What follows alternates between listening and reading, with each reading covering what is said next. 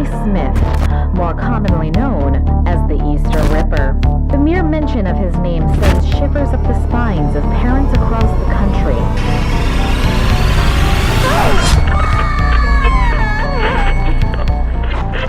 Murder House is another brilliant game by Puppet Combo about a mysterious serial killer known as the Easter Ripper who dresses up in an Easter bunny suit and abducts children, playing a twisted game of Easter egg hunt with them, with their lives at stake. With the Easter Ripper caught and executed a few years ago, children still go missing under strange circumstances, with many believing that the evil spirit of the Ripper has come back hunting the town and committing the same atrocities. Hi folks, I'm R, your narrator. You can follow me on Twitter, where you can send me game suggestions and consider becoming a member if you enjoy the content. This video will contain spoilers. With that in mind, let's begin.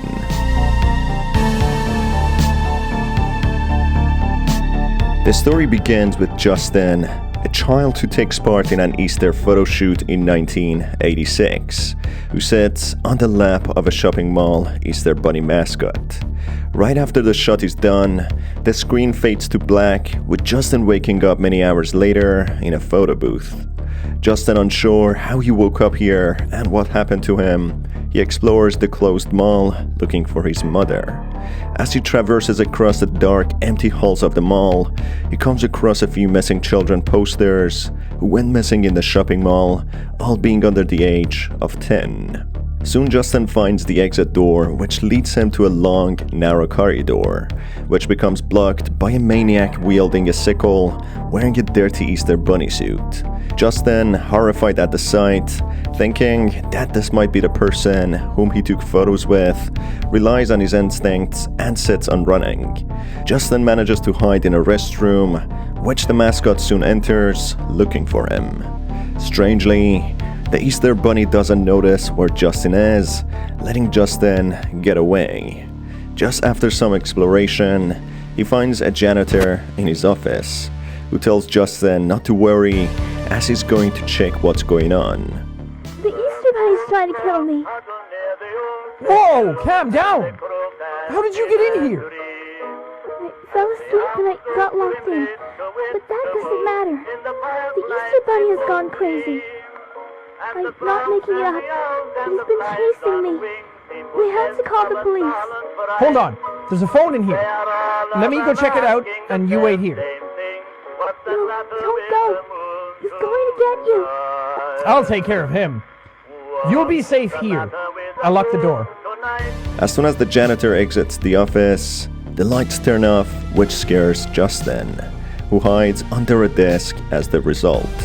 He then hears the door screech open with slow footsteps approaching him, when suddenly, the Easter bunny takes a peek under the desk, bringing Justin's story to an abrupt end, killing him.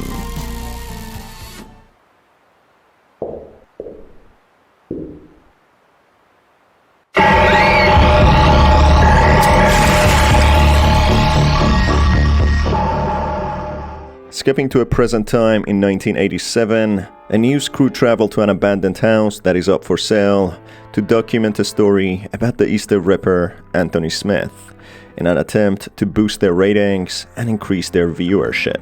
As they get out of the van, Gary the boss mentions to his crew that he paid $50 to an estate agent to let them into this house, who's not anywhere to be seen.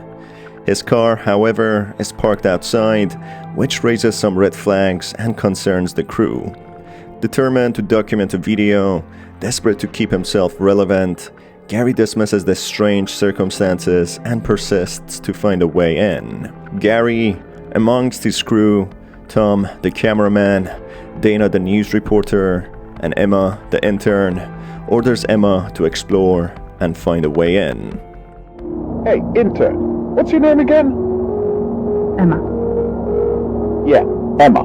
Make yourself useful and find us a way in. Emma points out that she injured herself during track practice earlier, forcing her to take long breaks to refill her stamina after each quick run.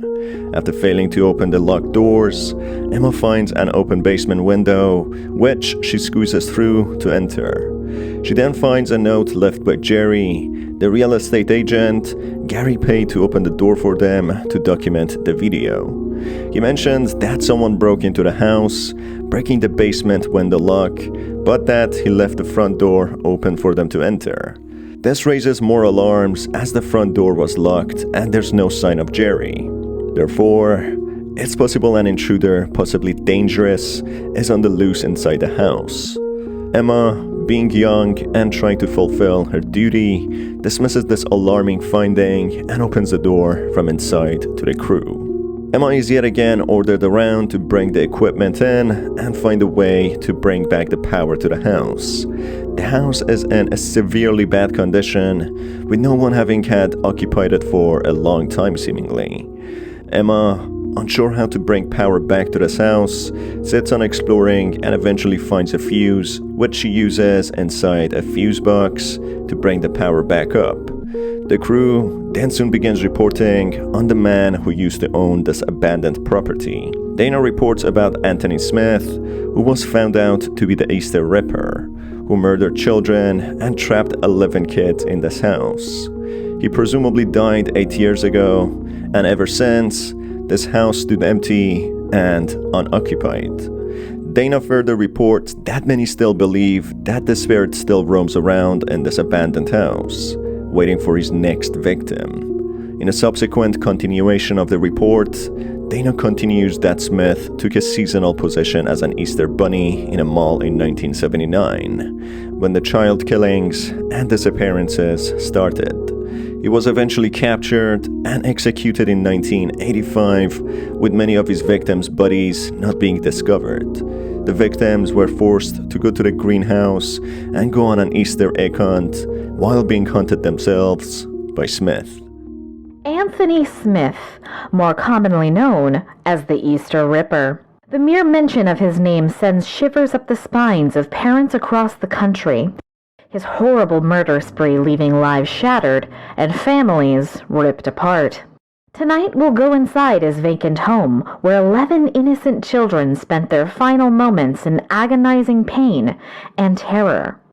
Untouched since those horrible crimes 8 years ago, some say his spirit still haunts the home till this day. I'm Dana Turner, and this is a News 9 special report. Silenced Tears. Inside the home of serial killer Anthony Smith. The rampage started in late March 1979, when Smith walked into a local mall and took a seasonal position as an Easter bunny. A job meant to spread joy and cheer put him in the perfect position to abduct young children until his capture and execution in 1985. Many of the bodies have not been recovered. As told by the sole survivor, Randy Martinez, Smith would release the children in his greenhouse and force them to go on a deadly Easter egg hunt while he stalked and murdered them. 2 years later, many say he still haunts the home he grew up in. What was that? Tom, did you get that? I apologize to the viewers at home, but I just felt an energy pass by behind me. Let's continue deeper into the house and see what secrets we uncover. Coincidentally, Emma starts hallucinating and seeing kids running around, and after being told by Gary to use the station's credit card and order some pizzas, Emma finds the van to be vandalized with a threatening note on the windshield. Nowhere to go now. Looks like we'll be playing a game. You'll be hunting eggs. I'll be hunting you. Find them all and you can leave. Don't find them and you can't. This note suggests that a possible copycat is trying to follow the footsteps of the Easter Ripper, unless the rumors are true and Anthony Smith is actually back from the grave, hunting anyone in or near his house. Emma, extremely alarmed, runs back to the crew and tells them about her finding. Gary dismisses it as anything significant and persists to continue with the report before leaving. With Tom missing, Gary orders Emma to hold the camera for the last part of the report. This is Dana Turner on location. I've just been informed that we're stuck here.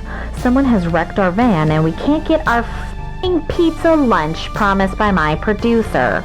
Is Anthony Smith, executed in the electric chair in 1985, back from the dead? And back for revenge on anyone who enters his house?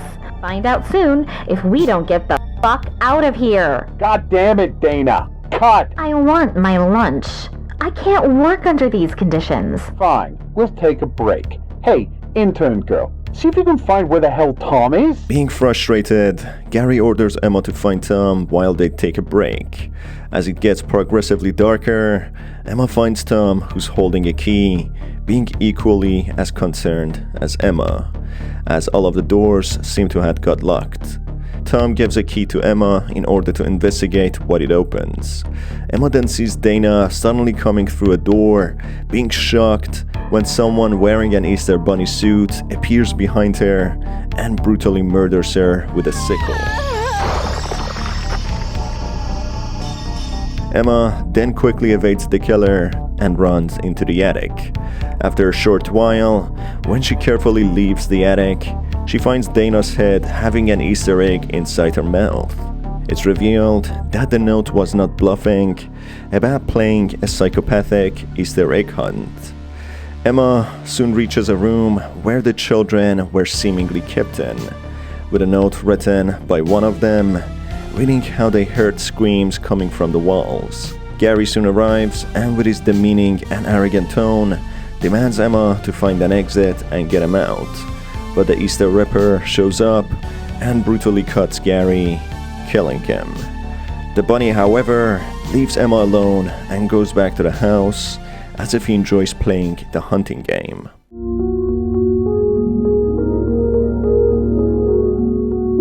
Emma then goes back to the attic and finds a dumbwaiter which she uses to go down to a hidden basement floor.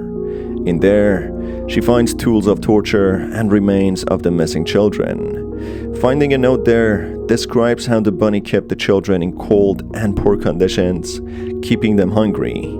At a point, he provided them with a basket of eggs, which the kids uncontrollably started eating due to severe hunger. Unfortunately for a girl, one of the eggs had razor blades shoved inside, which caused her to have multiple deep cuts in her mouth, leading to severe bleeding and agonizing pain. The bunny, listening to them from behind the walls, starts laughing, taking pleasure in the misery of the twisted trick he pulled out. Horrified and appalled to the sick and twisted ways these kids were treated, Emma finds ammo for the handgun she found earlier, getting prepared to defend herself. Emma then manages to find all the eggs, which leads to a locked door in the secret basement to get unlocked, opening a passage to the outside of the house, straight to the greenhouse, the place the Easter Ripper enjoyed hunting his victims, according to the only surviving victim of his. Suddenly, the Easter Ripper appears, taking his mask off, revealing his identity. The Ripper was Tom Smith, the camera guy all along. His brother, Anthony Smith, loved him so much that he took the blame for the killings and abductions, becoming one of the most hated men in the world and eventually executed, in order for Tom to be saved. Tom manages to overcome his urges for a while, but unfortunately, it doesn't last for long. After a battle, Emma guns down Tom, but under mysterious circumstances, he stands back up when suddenly the dead children he murdered come to life and start biting him, as if they are zombies. Held you!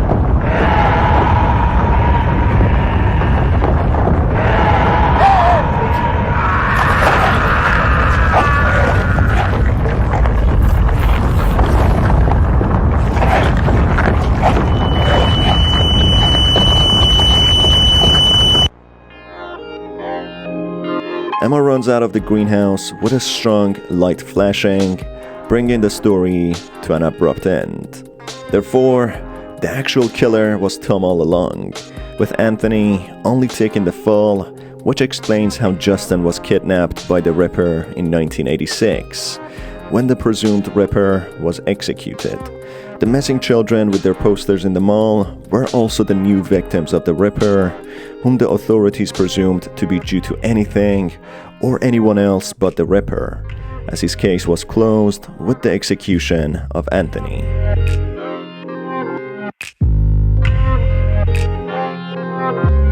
A recent patch added to the abrupt, nonsensical ending. It's revealed in a turn of events that the entire thing was just a movie being recorded at the site. When they wrap up the ending, the crew expresses how stupid and nonsensical the ending was, but something they didn't have much control over, as one of the actors who played the original Ripper left the town 2 days before the planned wrap-up. What do you think? I think it's stupid. Hey, how would I know Nick would skip town 2 days before we wrapped up the shoot? But Tom? He's not even tall enough to be the killer. Don't worry about it. No one's going to notice. Emma, whose real name is Sarah, gets in her car and leaves the set with a person dressed in a bunny suit hiding in her car, revealing the real Easter Ripper, who's targeting Sarah. The rumor has it that people actually died in the house they filmed in, something people easily dismiss. You're right into town off this hell set. You know people really got killed in this house. That's just a rumor. Apparently the main actor for the Easter Ripper, called Nick, was also a strange character who barely spoke. Therefore, it's a possibility the person who hid inside Sarah's car was Nick. Maybe someone who ironically played the role of a killer, who was a killer in real life and somehow connected to the rumored killings in this house.